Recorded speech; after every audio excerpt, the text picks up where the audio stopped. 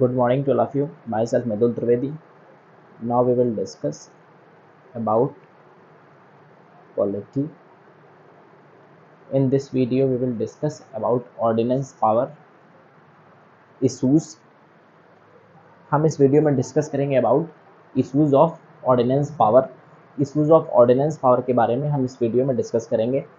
तो हमने बात करी थी ऑर्डिनेंस के बारे में, तो हमने बहुत सारे स्टेप्स को देखा था अबाउट द ऑर्डिनेंस। पहले हमने समझा आर्टिकल 123 से, under article 123 we not have a power, but हाँ president have a power of ordinance making when parliament not in the session of संसद। जब पार्लियामेंट जो है संसद में नहीं है उस समय प्रेसिडेंट क्या कर सकता है, ऑर्डिनेंस जारी कर सकता है।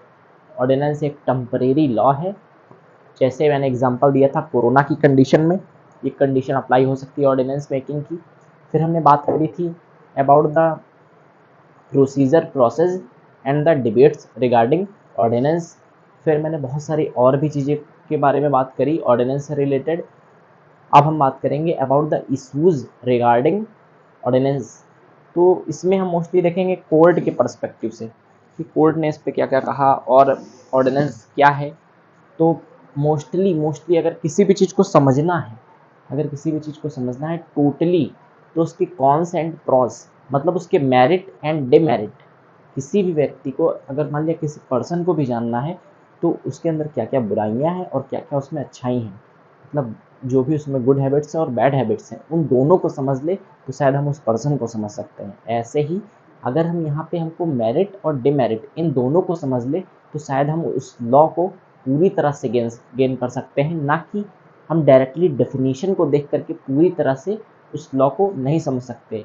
लेकिन इन इश्यूज़ के जरिए, हाँ इन इश्यूज़ और मेरिट्स के जरिए या डिमेरिट्स के जरिए हम इन्हें अच्छे से समझ सकते हैं। तो हम देखेंगे पॉलिटी, ये पार्ट 108 है on YouTube, issues regarding with ordinance power. तो कौन कौन से ऐसे इश्यूज हैं, कौन कौन से ऐसे डिमेरिट्स हैं रिगार्डिंग ऑर्डिनेंस। तो फिर this power is misused many times.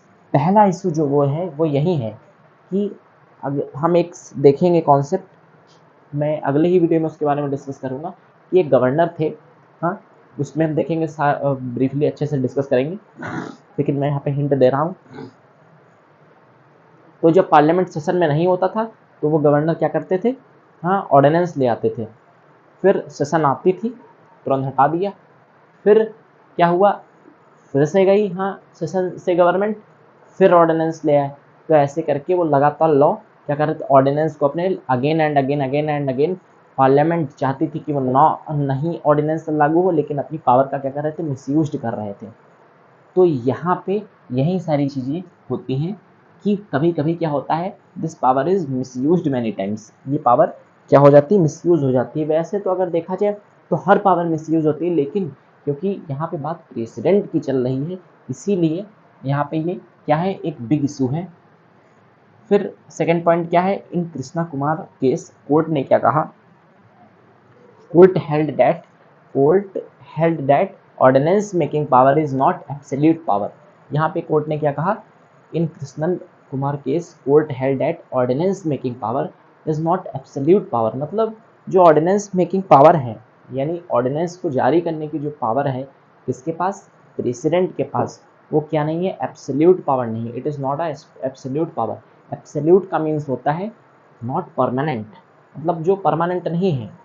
ऐसा कोई लॉ जो कि परमानेंट नहीं है वो, या पावर ऐसी कोई जो परमानेंट नहीं है, हाँ इसको हटाना ही पड़ेगा। तो ये एब्सोल्यूट नहीं है। ये किसमें कहा, कृष्णन कुमार केस में, और हमें पता भी है पहले से। फिर क्योंकि होता यह है कि इन केसेस की वजह से बहुत सारी चीज़ें और भी अच्छे से क्लियर हो जाती हैं, जो कि गवर्नमेंट या प्रेसिडेंट, हाँ तो उन सभी के लिए बेनिफिशियल होती हैं। मतलब जो कोर्ट होती है इन सबको अच्छे से एक्सप्लेन कर देती है सारे लॉस को, तो इसीलिए हमारे लिए इम्पोर्टेंट हो जाते हैं। फिर इन आरसी कूपर केस क्या हुआ था 1970 में, court held that president decision of ordinance promulgated या सेटिस्फैक्शन कैन बी, मतलब जो प्रेसिडेंट का ऑर्डिनेंस डिसीजन है वो क्या हो सकता है, चैलेंज्ड हो सकता है कोर्ट में। मतलब यहाँ पे कोर्ट ने क्या कहा आरसी कूपर केस में कि इस ऑर्डिनेंस मेकिंग पावर को कोर्ट में कोई भी चैलेंज कर सकता है, कोई भी, यहाँ पे कौन, मोस्टली गवर्नमेंट ही चैलेंज हो सकता है करे। तो ऑर्डिनेंस मेकिंग जो पावर है वो क्या हो सकता है, या पब्लिक कर सकती है। तो ऑर्डिनेंस मेकिंग पावर क्या है, चैलेंज्ड हो सकता है कोर्ट में। ये डिसाइड हुआ, कोर्ट ने किया। फिर 38th अमेंडमेंट को हमको यहाँ पे समझना है, क्योंकि ये जो है ये इसी टॉपिक से रिलेटेड है।